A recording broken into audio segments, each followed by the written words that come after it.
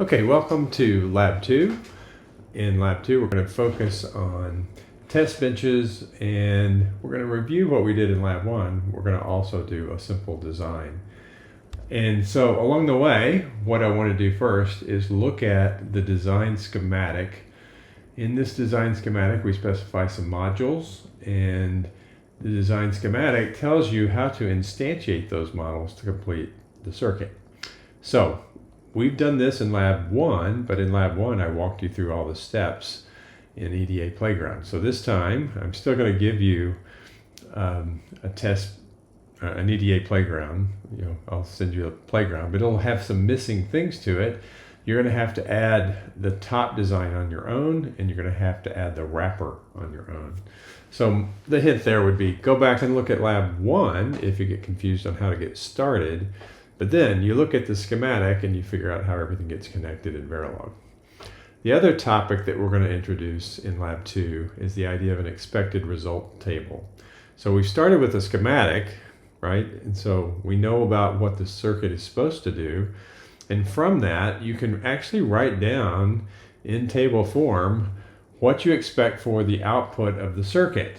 All right. So the idea being that once you know what you expect, you can implement the circuit, take a look at the circuit operation, and see, does the circuit actually perform as I expected? And you can use the expected results table to verify that. So here's what it doesn't make sense to do. It doesn't make sense to do all this, implement the circuit, then watch the circuit in operation to write down the expected result table, because then you don't know whether it's doing the thing you want it to do. So expected results table, these happen before you implement the circuit, so you can check the operation of the circuit against the ERT. All right, so we'll get to that in a different video. The thing that I'm going to also do in this particular video is give you an overview of how the circuit should operate. This is a real simple circuit. So before we get there, let's take a look at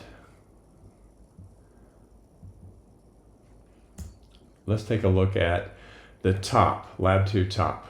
Okay, so in Lab 2 top, we talked about this in Lab 1. We have various Verilog modules that are represented by this schematic. So I have a simple Boolean function, a function of 3 variables, A, B, and C.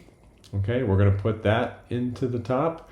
And then I have a second Boolean function, and then I'm going to send this into a multiplexer.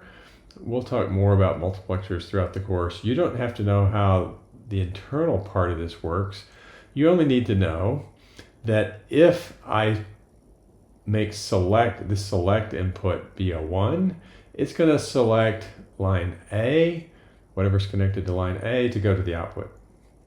If you make select equals 0, it'll make line B go to the output. So it's choosing which one of these inputs between A and B go on to the output. All right, so you'll see when we get to the wrapper next that we have inputs to the top. What are the inputs? Well, those are in red. They have arrows coming in. We have inputs X, X2, 1, 0. It's a vectorized input. There's some reasons for that. It makes it a little more convenient to look at test benches. Okay. And then this is a scalar coming out because it's just a simple Boolean function that gets mapped to the output. All right, so next, let's talk about the wrapper. All right, so remember, the wrapper is how we figure out how we want to make everything connect to the board. So we have our design. Typically, the variables are descriptive in nature, like I have an input X and output F out. All right, and then with the wrapper, we map all those inputs and outputs to variable names that are associated with the Basis 3 boards. Okay, so we know we have switches and LEDs on the Basis 3 board. So here's our top. This is a block diagram representing our top. Remember, we had inputs X and an output F out. And then we had this select line that was also an input. So go back and look. That's a red line with an arrow going in.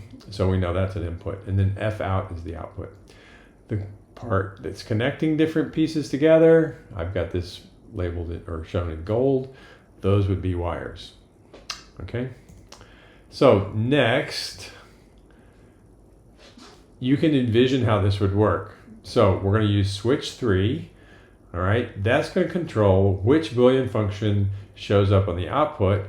And switches 2, 1, and 0, those are how we set the input variables to the Boolean function.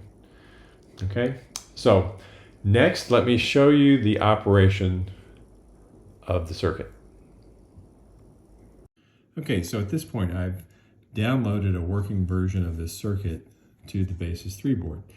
All right, so the output shows up on LED 15, so way over here at the left, and the inputs, the X's, are here's X0, here's X1, here's X2, and then this is the select line, so I can choose which of the two Boolean functions should go to the output. Okay, so with your ERT table, you know the Boolean functions, I'll give those to you. And so I can say, well, here's select line is 0, all right? So that's going to route one of the Boolean functions to the output. And I can look at all the input combinations, like this is 0, 0, 0, this is 0, 0, 1, and then I flip this is 2, this is 3, and notice what's happening here with the input. As I switch through these combinations, the output either comes on or doesn't, all right? So your task is going to be to generate the ERT table, put the design in where you can select which Boolean function goes to the output, and then make sure that this this LED in position 15 lights up at the appropriate time. Okay, so it's kind of a boring circuit, but there's a lot that we can learn from it, particularly in the realm of doing test benches to make sure things are working the way expected. So speaking of test benches, we're going to have a test bench for both Boolean functions. Okay, so the first Boolean function is just this logic function a, b, or a bar c. And then the second Boolean function is w exclusive ORed with x, exclusive ORed with y. So the exclusive OR symbol, I'll show you that in EDA Playground for Verilog. Then we also want to do a test bench for the top and make sure that everything's working the way we expect. Okay, so next step, let's move to EDA Playground and get going with understanding how test benches relate back to the design process.